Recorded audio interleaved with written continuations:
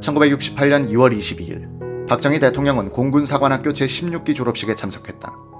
박 대통령은 유시를 통해 호전적인 침략자와의 대결에서 협상이나 유화 정책은 언제나 비극적 결과를 가져왔던 역사적 과오가 이 땅에서 재현되는 일이 있어서는 안 되겠습니다. 라고 말했다. 2월 23일 오후 3시 박정희 대통령은 헬기편으로 진해를 방문, 해군사관학교에서 열린 제22기 졸업식에 참석했다. 박 대통령은 우리는 북괴의 흉계가 전혀 오산이라는 것을 보여주어야 한다면서 일하면서 싸우고 싸우면서 일하는 건설과 반공투쟁에 범국민적인 국방태세를 확립할 때가 바로 지금이라고 강조했다.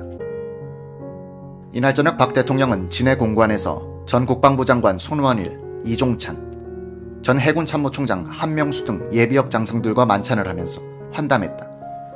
이 자리에서 박 대통령은 향군 문장 문제를 포함한 국방력 강화에 관한 이야기를 나누면서 김성은 장관과는 국방부 장관의 후임 인사에 대해 조용히 의논했다. 김성은 전 장관의 증언, 저는 쉬고 싶어 수시로 사임 이사를 말씀드렸죠. 그런데 이 무렵 야당에서 계속 저를 포함해 이호 내무부 장관에 대해서 121 사태의 책임을 물어 인책하라고 야단이었습니다. 진해에서 박 대통령께서는 저에게 임자가 쉬겠다니까 야당에는 임자를 내보내는 걸로 보여주겠소. 후임자가 누구면 좋겠소? 라고 물어보십디다. 저는 몇 사람을 추천해드렸죠. 2월 26일 서울대학교 졸업식에 참석한 박 대통령은 절박한 내용의 연설을 했다. 공산주의자들과 타협이나 양보는 패배를 뜻하는 것이며 패배는 곧 죽음을 의미하는 것입니다. 우리는 죽을 수 없습니다. 나도 살아야 하고 너도 살아야 하고 우리 민족도 살아야 하고 조국도 살아야 합니다. 살기 위해서는 죽음을 각오하고 싸우는 길밖에는 없습니다. 졸업생 여러분, 우리가 살기 위해서는 이 나라는 우리의 힘으로 지켜야 합니다. 우리나라는 우리의 힘으로 지키겠다는 결심과 지킬 수 있는 힘을 길러야 하고 준비를 해야 합니다.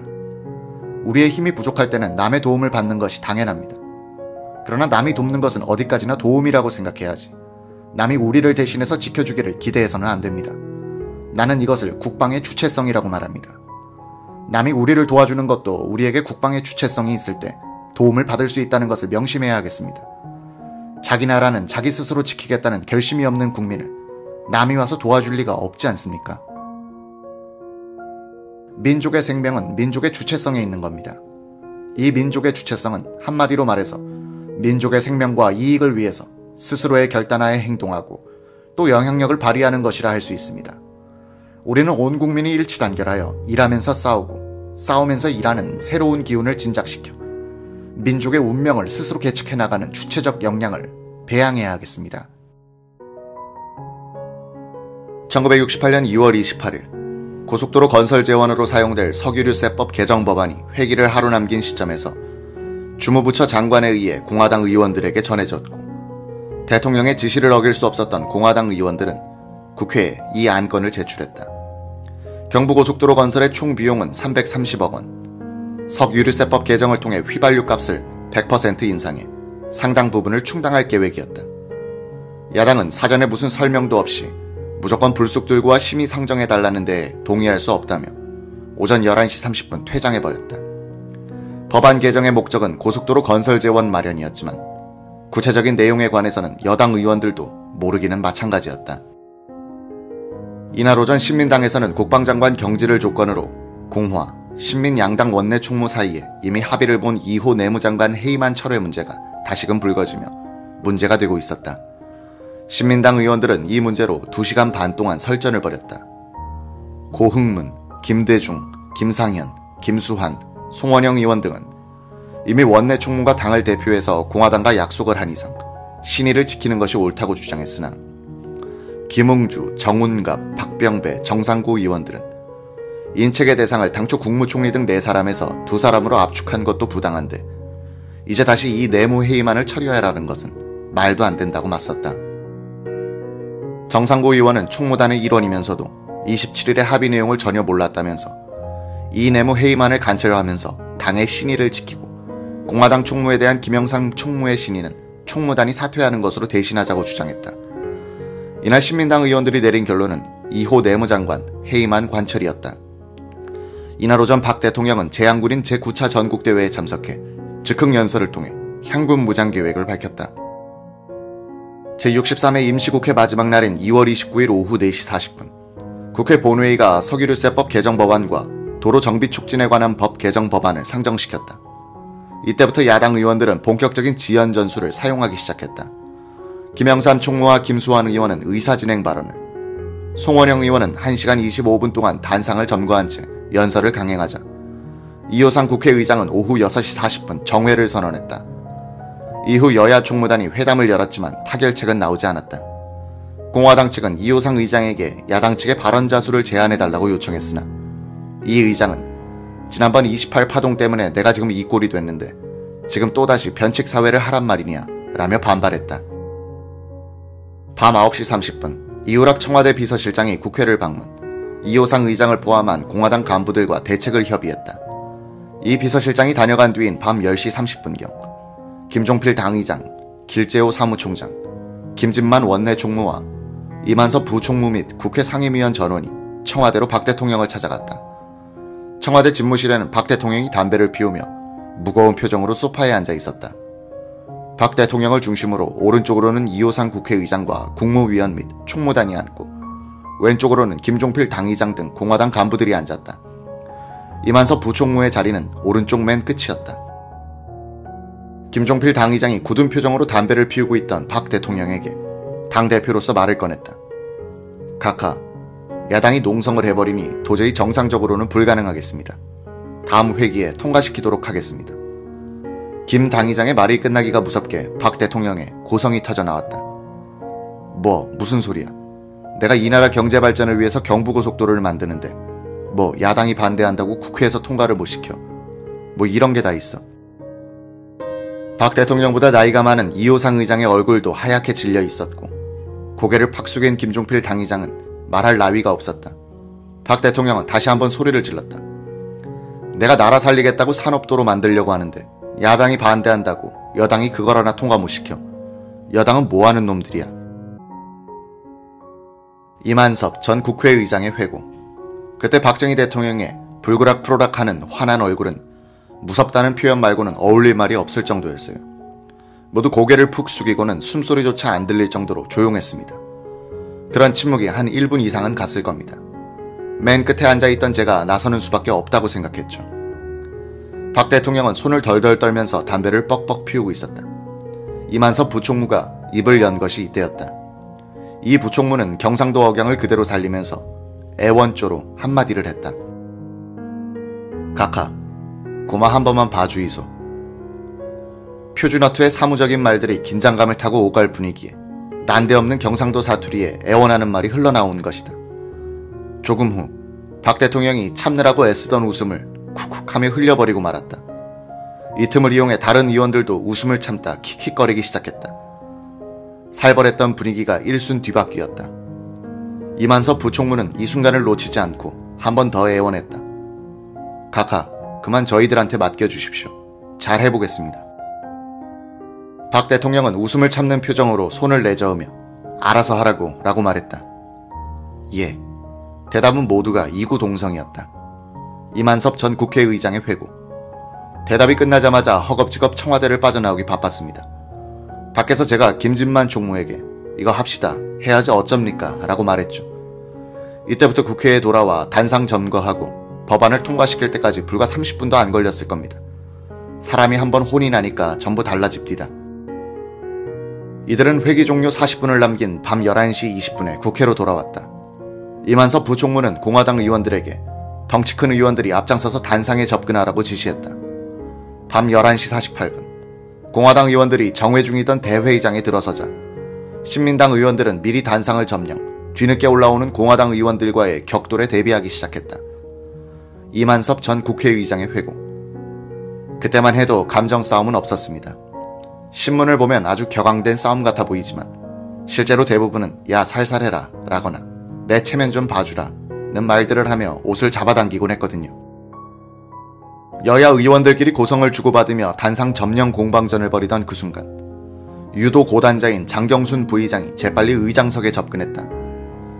228 파동 때에도 장경순 부의장이 부러진 의사봉을 들고 변칙 통과를 시킨 주역이어서 이날 장 부의장의 행동은 이미 신민당 의원들에게 주목의 대상이 되고 있었다. 신민당 의원들은 단상에서 의장 전용 출입문을 막았다. 김상현 의원은 의장석에 마련된 의사봉과 마이크를 철거시키고 있었다. 이 순간 공화당 유범수 의원이 김상현 의원으로부터 의사봉을 빼앗아 장경순 부의장에게 던졌다. 허공을 가로지르던 의사봉이 장경순 부의장의 손에 닿으려는 순간 달려든 다른 신민당 의원들의 손으로 옮겨가 버렸다. 당황한 장경순 부의장은 의사봉 대신 손바닥으로 책상을 치며 속개를 선언하고 2개 법안을 일괄상정한다고 소리쳤다. 아우성치는 소리가 터져나오기 시작했다. 의장석을 점령했던 신민당 의원들은 수가 많았던 공화당 의원들에게 점차 밀려나기 시작했다. 약 7분 동안의 변칙 의사 진행을 통해 2 법안은 비로소 통과됐다. 장 부의장은 폐회 선언도 하지 않고 내려가 버렸다. 신민당 의원들은 퇴장하는 공화당 의원들을 향해 욕설을 퍼부었다. 그리고 5분 뒤 임시국회는 회기를 다하고 막을 내렸다. 3월 1일 새벽 김영삼 신민당 원내총무는 국민과 더불어 분노를 금치 못하며 예고도 없이 강도적인 수법으로 의장석에 앉지도 않고 날치기 통과를 자행했다고 비난하고 이같이 의회 민주주의를 말살하고 다수의 폭력을 자행한 것은 구제받기 어려운 일이라면서 장 부의장이 동물적인 방법으로 통과시킨 것은 눈물을 금치 못한다고 말했다. 김진만 공화당 총무가 미안하지만 다음에 신민당이 요구하는 다른 안건하고 바터하자고 제의하자 김영삼 총무는 바터는 고사하고 치지도 못해주겠다고 맞섰다. 이만섭 전 국회의장의 회고. 고속도로 건설은 아무리 야당이라고 해도 반대할 이유가 없는 일이었는데 왜 그토록 반대에 집착했는지 지금도 이해가 안 됩니다. 그때 국회에서 석유류세법 개정 법안이 통과되지 않았더라면 고속도로 건설이 중단되었을지도 모릅니다.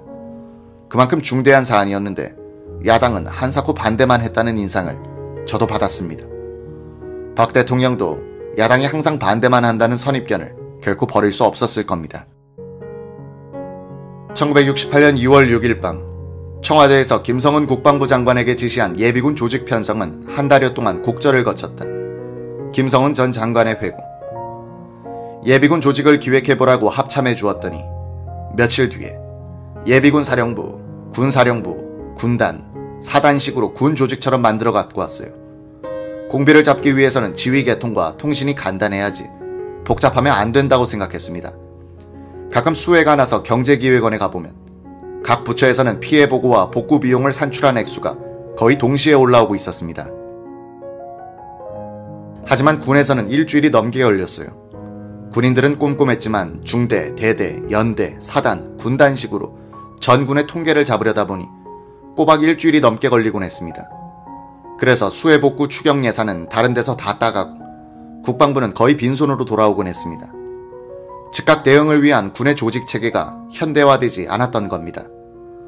공비 출본 시엔 즉각 대응해야 하는 관계로 상부에 보고한 뒤 지시받고 출동하는 식을 지향하고 예비군은 면, 읍 단위의 중대급 규모를 넘지 않으니 일개 면마다 중대를 편성하게 하고 경찰 지서장이 마을 예비군을 지휘해서 선 조치, 후 보고하는 방식을 취하게 했습니다. 공비 출몰 신고는 합동참모본부에 보고되므로 여기서 전국 예비군망을 통해 비상을 걸면 공비들은 예비군이란 그물에 갇히게 됩니다. 거기에 현역 군인들을 기동 타격대로 투입하면 섬멸된다는 구상을 하게 됐죠.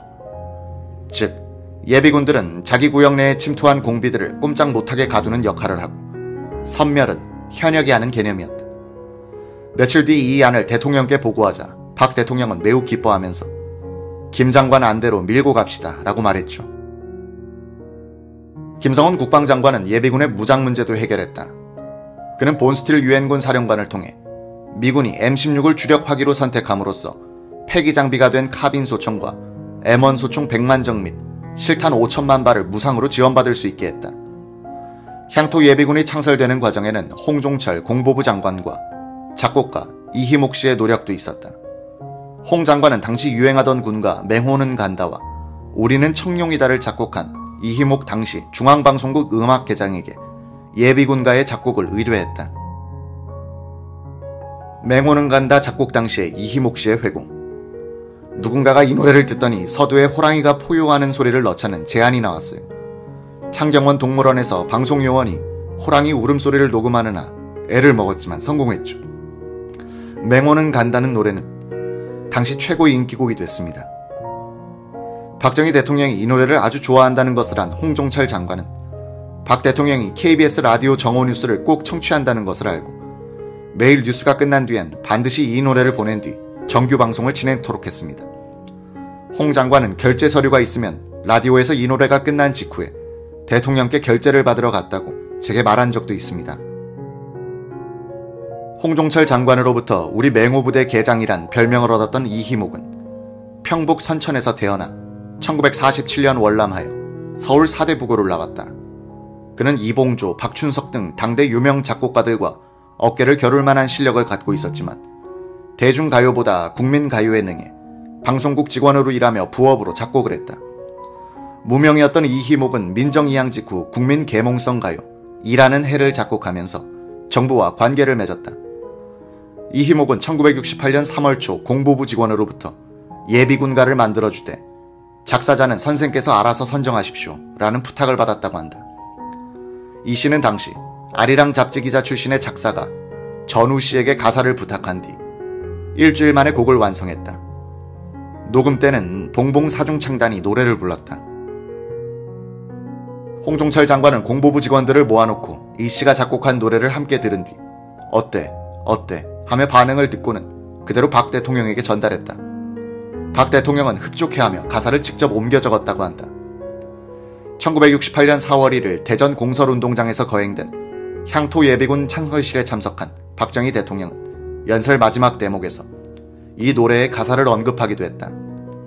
이날 박 대통령은 지난날 멸공 전선에서 조국 수호를 위해서 같이 싸우며 생사고락을 같이 하던 전우 여러분으로 시작하는 20여 분간의 연설을 했다.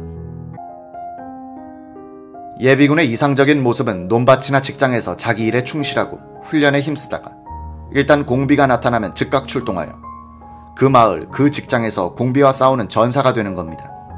또한 모든 주민들도 산에서 들에서, 길에서 바다에서, 가정에서 일터에서 수상한 자가 나타나면 즉각 신고하여 눈이 되고 귀가 되는 겁니다. 경찰이나 군은 즉각 출동하여 적을 소탕해버리는 겁니다. 그와 동시에 간첩이나 공비의 침투를 알리는 경종이나 사이렌이 울려 퍼지면 모든 주민들이 순식간에 공동전선을 형성하게 될 것입니다. 이렇게 입체적인 작전을 전개할 때 적은 도관에 든 쥐처럼 꼼짝 못하고 섬멸되고야 말 것입니다. 이러한 전술은 적에게 우리가 거꾸로 게릴라를 하는 전법입니다. 자유는 목숨을 건 싸움에서만 얻어지는 것입니다. 죽음을 각오한 방어만이 자유를 수호할 수 있습니다. 국가 안위에 관한 대비책을 당리당쟁의 대상으로 삼는 자유가 있다면 그것은 정녕 자기 파멸의 자유라고 할 수밖에 없습니다. 우리의 국가 방위는 우리가 조금을 각오하고 싸울 각오가 섰을 때에만 비로소 튼튼한 것입니다. 그러므로 우리는 북괴가 또다시 이 땅을 침략했을 때 나의 집, 나의 고향, 나의 직장에서 한치도 양보해서는 안 됩니다. 끝까지 싸워서 지켜야 합니다. 내 마을, 내 직장은 내가 최후까지 사수해야 할 방위선인 겁니다.